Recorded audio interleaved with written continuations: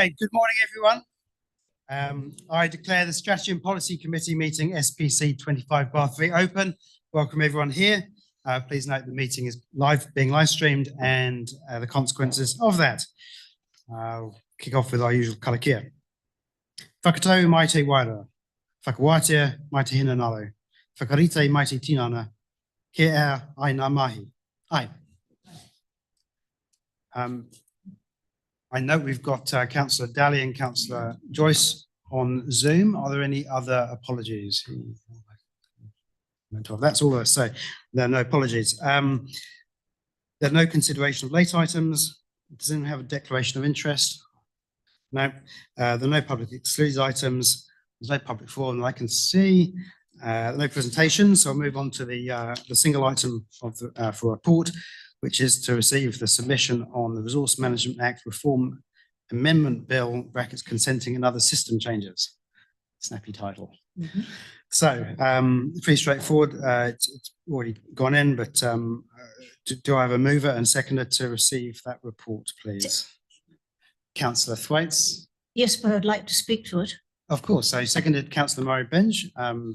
The letter really fascinated me because oh no, it's the letter I wanted to comment on. I want to comment on this one as well, sir, because I was taking some notes last night and I can't quite put my hand on them. Page 9 and co-opt. I thought if, for example, the regional strategy is to have a regional plan, there'll be no more need and we work closer with Tauranga, there'll be no need for smart growth. It's a layer of bureaucracy we don't need. We're getting a bit off topic here.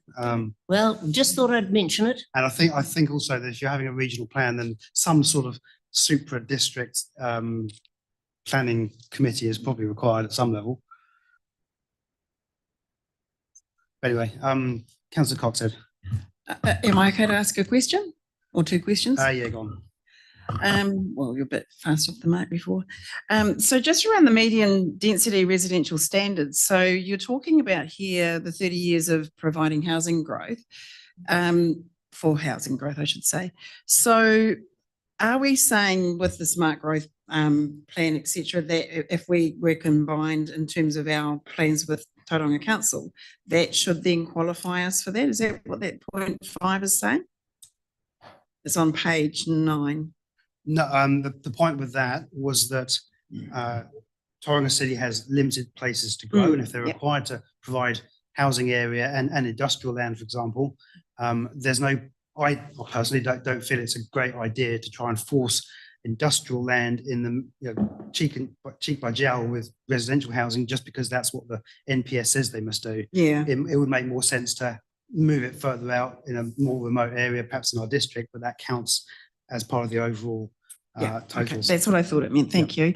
And the other question I did have, now does this mean that, well, post all this is sorted out, we will be reviewing the district plan? No, but perhaps I'll hand over to Rachel on this one. Mr. Chair, may I ask you, can you ask that question again, Councillor Cox? So with the RMA reforms, does this mean that we will now be prompted to do a district plan review? So I think the important point to note is that this is one piece of legislation. We've got 2 more to come. And there were announcements earlier this week broadly around what those 2 key pieces of legislation are going to focus on. There will be we expect that there will be a significant transition period. So the obligations that we have to keep our plan current will remain as per the status quo until such time as we transition to the new legislation. And as staff have mentioned, because we've been in a state of reform probably for about the last 5 to 6 years, it's been quite a long time. And in all of that time, staff and elected members have rightly asked, well, where is the place of our district plan and how do we keep it current? So I'm certainly from my perspective and in providing advice to you, I'm as confident as I've ever been that the approach that council is taking around place-based spatial planning remains completely viable and completely appropriate in terms of readying us for a new resource management system, which will be a few years away, notwithstanding the legislation is being signalled.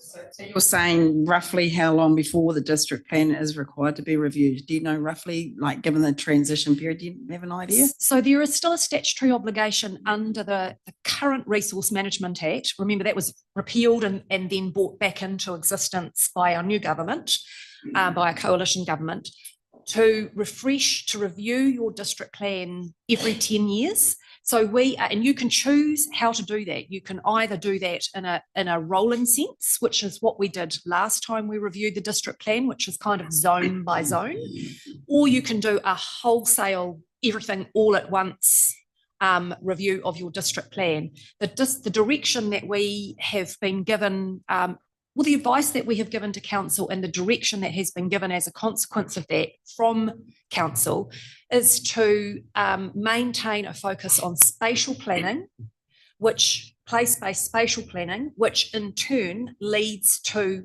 a review of elements of the district plan. So that's the approach that we're taking. Councillor Murray Benj. Further question, sir. Number 6, streamlining planning process and use of independent commissioners. And it refers there to the removal, local representation and local knowledge over significant plan making processes affecting our district. And I must point out that you have a number of commissioners well qualified and we have not been used for a significant period of time. The system is that I've been told. So, that, Councillor Murray Benj, that's a fair point, but that's not the subject of the. well, yes, it is, because they're talking Well, about the removal of local representation. we've submitted that we don't agree with that. So, yeah. Emily. I think I just like I to note think, sir, what I want to say is it's a false comment. The false. No, we are submitting against the removal of our role in RMA matters. I'm telling you, sir, that our role has been taken out already. I'd just like to note that we heard these comments from you at the last meeting when we workshopped this submission, Margaret, and those were the exact comments we were trying to reflect in the submission on your behalf. The removal of local councillors and some of those processes. Okay. Councillor Sol. Yes, so basically the submission, I think, brings up all the relevant bits and pieces. The staff and council have done a pretty good job, a broad spectrum cover of this, asking the questions, making the statements. Basically, I think it's covered the bases well. Thank you, Councillor Sol. So I think, given that this has already gone in, I think I'd like to put the motion at this point. So it's been moved by Councillor Thwaites, seconded by Councillor Murray Benj. All those in favour, please say aye. Against? Carried. Thank you very much, everyone. So that is the only item on the agenda for today. So I'll close the meeting.